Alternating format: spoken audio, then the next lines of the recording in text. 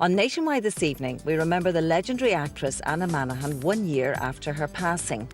This evening we're coming to you from Waterford, home of the late Fair City actress Anna Manahan, and recently events were held here to commemorate the first anniversary of her death. Later in the programme we'll be looking back at her life and times. Now, here in the city of Waterford, the people grieved deeply this time last year when the actress Anna Manahan died.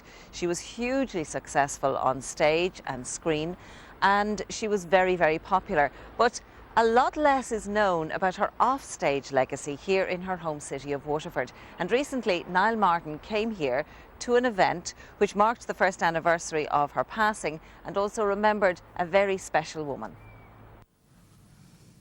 Have you been speaking to somebody? Who would I be speaking to, Maureen? You've been speaking to somebody? Nobody have I been speaking to, Maureen. You know well I don't be speaking to anybody. And sure, who would Pat be telling about that?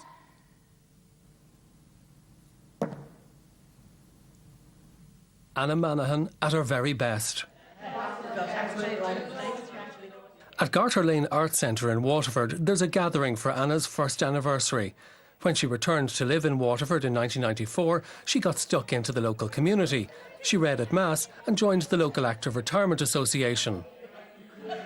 We meet every Tuesday night and we do our exercise and we do the line dancing and they go swimming and they have a night out and they have day trips and you know, they go around different places and holidays.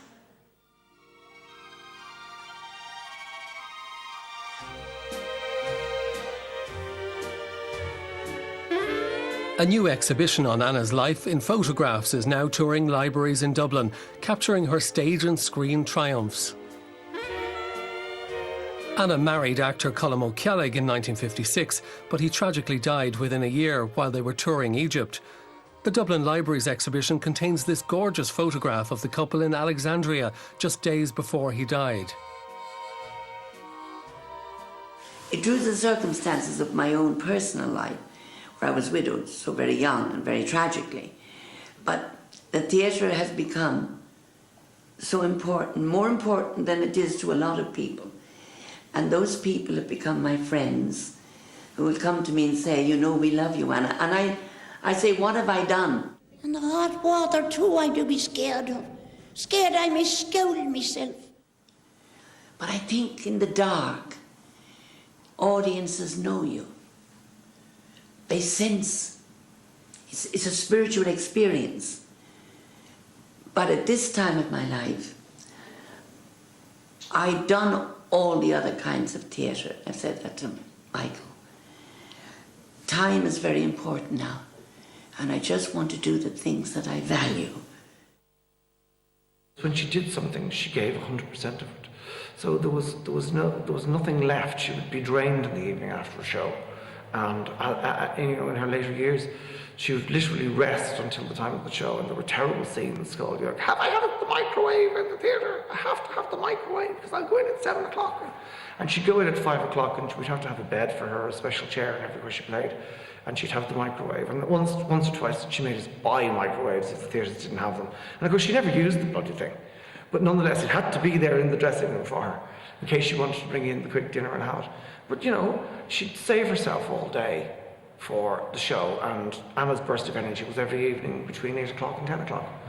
She was simply extraordinary, she really was. I mean, I remember when we opened in Colorado with Sisters the opening night, she didn't wait for the lights to come back at the interval, and she actually fell off the stage, and everybody went, oh no, and she just got up and waved and said, I'll be back for Act 2, and ran off again.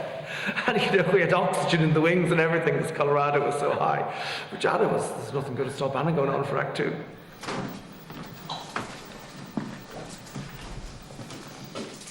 It's my birthday today.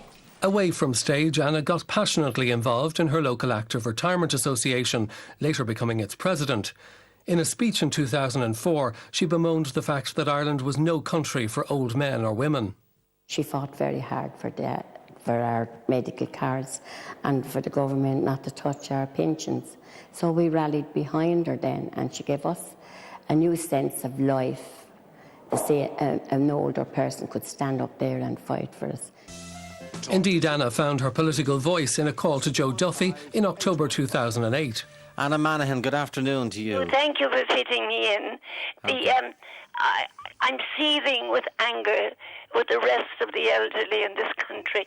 My heart is broken listening to them. I'm really angry. I'm deeply angry for myself and for all the people. Well, I've some in this more, country. Anna, I've some more bad news for you. The Fianna Fáil parliamentary meeting has just finished, and Fianna Fáil have said the decision will not be changed. How dare you! Well, they'll be very sorry. You know, so I felt, you know, actors don't come out and reveal themselves. But on this occasion, I must. But perhaps Anna's biggest legacy is the annual Golden Years Festival, held in Waterford each November. Enough to cope with how costly it is to live. It was Anna organised that in 2004, and she said there was festivals for this and festivals that, so Peg and I took up the festival and it's going ever since, and they come from all over Ireland to the festival here in Waterford for the 3 days in November, and it's absolutely fantastic, and we wouldn't have it only for Anna. We're the only surviving members of 6 children. Our 2 sisters are gone and our eldest brother, so it just leaves the 3 of us.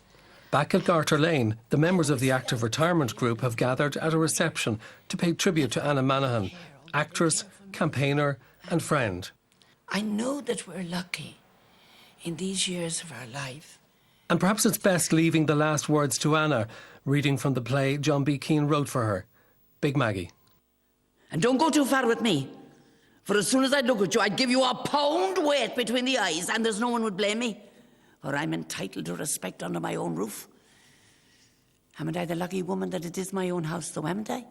You'd give me short shrift if I signed over to Morris. It isn't how we started, my girl. All that matters is the way we finish.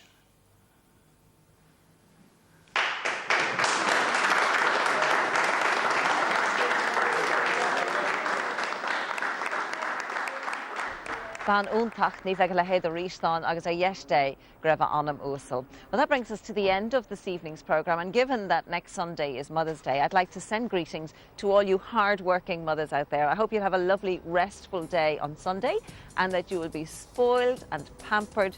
Goodo. Iawagwif.